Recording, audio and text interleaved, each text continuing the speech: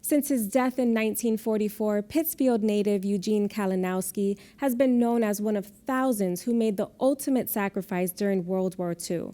The story of a plane crash and his subsequent death has been passed down through the surviving members of his family. But recently, it was discovered that the last moments of Kalinowski's life were far different than both his country and his family had been led to believe. Connecting Point's Ross Lipman tells us the true story of his final mission and how it's brought together two people wanting to keep his memory alive. This cold makes my eyes water. Every December, just before the holidays, Carol Brooks comes to the Pittsfield Cemetery Just over there by the trees. Oh, the funeral's going on.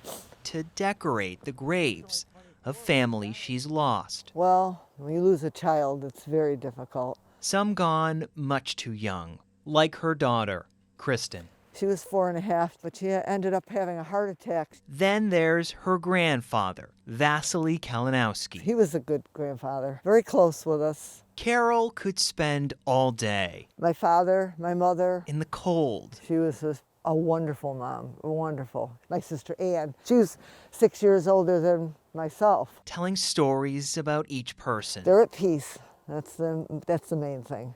But today she's here to visit a relative she didn't know. Just always thought of him as being our uncle that was killed in the plane crash. His story. 3, 2, 1. The story of what really happened to Army Air Force Staff Sergeant Eugene Kalinowski may be the greatest story she can tell. He was only 24 when he died. On October 15th, 1944, Gene was on his 50th and final mission when his plane was shot down by Nazi German forces.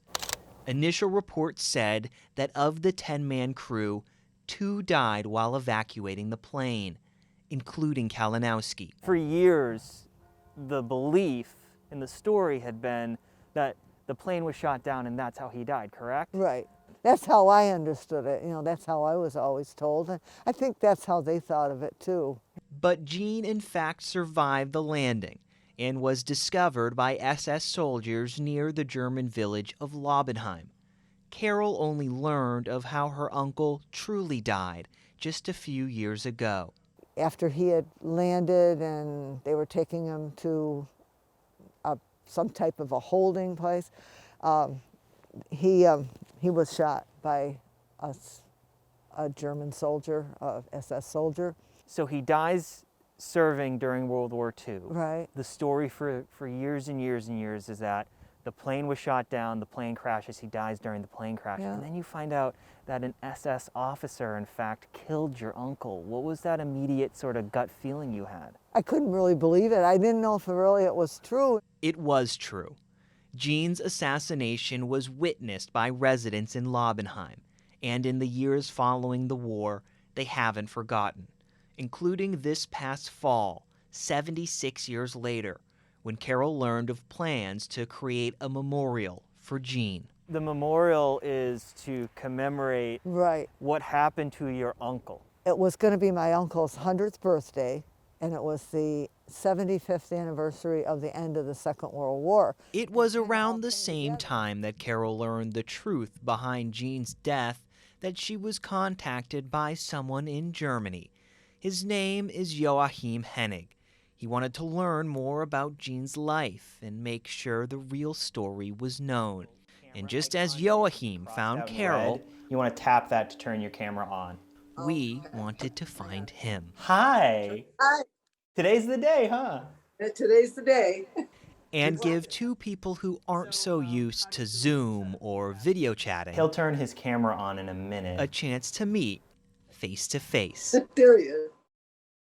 Joachim. Ja, hallo. Hello. Nice to meet you. Alles Well, I take it you two know each other. Joachim, Carol, Carol, Joachim. we haven't seen us No, live. not live. It's nice to see a face that I've been talking to for a while. How long have the two of you been emailing with each other before today? Since 2016. I told him I was a baby when my uncle left for Germany. and that he had taken my baby shoes and put them around his neck for good luck. So I've always kind of felt a bond to him that way. And this was luck for me to become the contact to Carol and the family so that it will be alive and actually. You think that it is important that this story live on, correct? I think it's very important because we must learn from our history, learning for the future from the past. And we must learn what had happened and that this never may happen again. I look forward to seeing how your relationship grows from here as well. I think it's very exciting. Like I said, I have friends. I have a friend in Germany. Me too, me too. Right. And the whole family too, the whole family too. The whole family. Oh, okay.